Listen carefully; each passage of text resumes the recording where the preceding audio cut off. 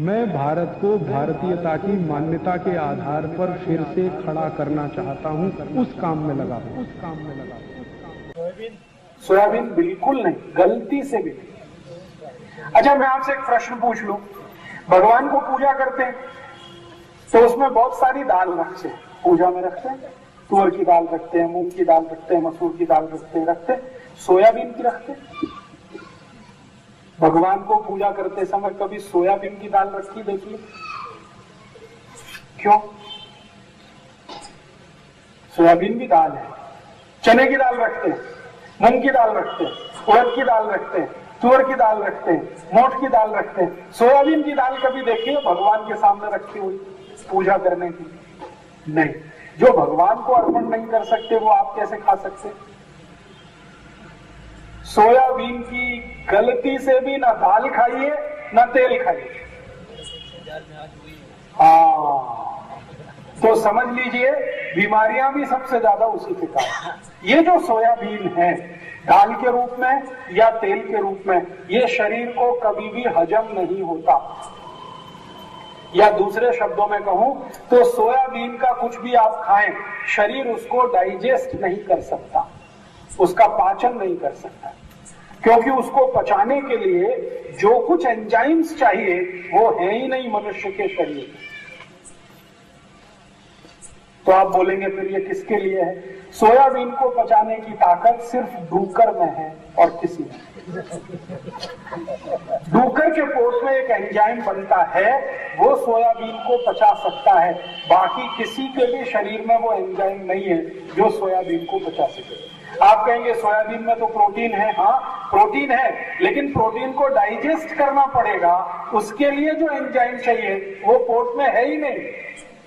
इसलिए मनुष्यों को सोयाबीन का तेल, सोयाबीन की दाल, सोयाबीन का कुछ भी, सोयाबीन का अगर वो आता है ना दूध आजकल आने लगा, ये सब निषिद्ध है आपके लिए। आप कभी मत खाना है, कितना भी सस्ता मिले कभी मत खाना, और कितना भी महंगा मिले तेल खाना, मूंगफली का हो, तिल का हो, सूरजमुखी का हो। नहीं तो मैंने आपको कहा एक तेल आता है सरसों का, सरसों का तेल इधर चलता है, राई का तेल जिसको कहते हैं, नहीं चलता तो छोड़ दो, जो आपके यहाँ चलता है वही लो, लेकिन शुद्ध तेल खाना।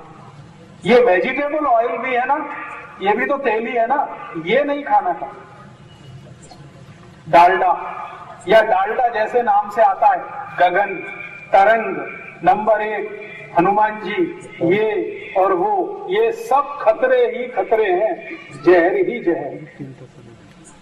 तेल खाना हो शुद्ध सीधा सीधा तेल खाना। और मैं तो आज आपको ये भी कहूंगा रिफाइंड तेल भी कभी मत खाना। रिफाइंड और डबल रिफाइंड और ट्रिपल रिफाइंड, जितना ज्यादा तेल रिफाइंड होता है उतना ही जहर उसमें बढ़ता चला जाता है।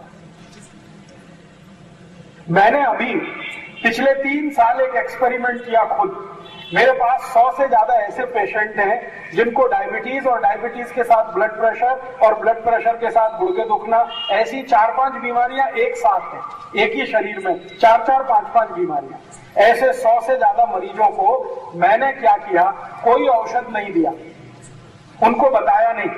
हमारे होम्योपैथी में मैं जो चिकित्सा करता हूं, हम बोले नहीं तो मालूम नहीं है सामने वाले को कि वो औषध खा रहा है कि नहीं खा रहा है। वो आपने देखा सफेद सफेद गोलियां होती हैं छोटी छोटी, मीठी मीठी, हम उसमें औषध नहीं डालते कई बार, लेकिन पेशेंट तो खाता, वो सोचता अरे ये औषध है, क्योंकि औषध उसमें डालो या ना डालो गोली एक ही जैसी, हम उसको प्लेसिबो कहते हैं, बिना औषध की। तो मैंने 100 से ज्यादा पेशेंट को कहा कि तुमको तो यही खाना है, तो उनको लगा कि ये औषध है। और मैंने पथ्य में उनको कहा कि चीनी बंद, आज से शुगर बंद, गुड़ खाओ, जितना खाना है गुड़ खाओ, जितना खाना है काकवी खाओ, और वेजिटेबल ऑयल नहीं खाएंगे, डालडा नहीं खाएंगे, अमृत घी नहीं खाएंगे, कोई नहीं, और डबल रिफाइंड नहीं, ट्रिपल रिफाइंड नहीं, शुद्ध घानी का निकला हुआ तेल और शुद्ध गुड़, ये 2 चीजें उनके जीवन में लाई और 2 चीजें हटाई। आपको सुन के आश्चर्य होगा, 8 महीने से मैं उनके ऊपर ये प्रयोग कर रहा हूं, एक एक की बीमारी ठीक हो रही है। डायबिटीज उनकी नॉर्मल हो रही है, अर्थराइटिस बिना दवा दिए ठीक हो रही है, अनिद्रा की बीमारी बिल्कुल ठीक हो गई है, गैस बनना बिल्कुल बंद हो गई है, एसिडिटी बिल्कुल चली गई है, मोटापा कम हो रहा है, सब बीमारियां बिना औषध ठीक हो रही। लेकिन वो पेशेंट नहीं जानते, मैं जानता हूं। दोस्तों, सबसे पहले तो चैनल सब्सक्राइब करें, फिर लाइक, कमेंट और शेयर करें। और हाँ, हमारा एंड्रॉयड ऐप डाउनलोड करना ना भूलें।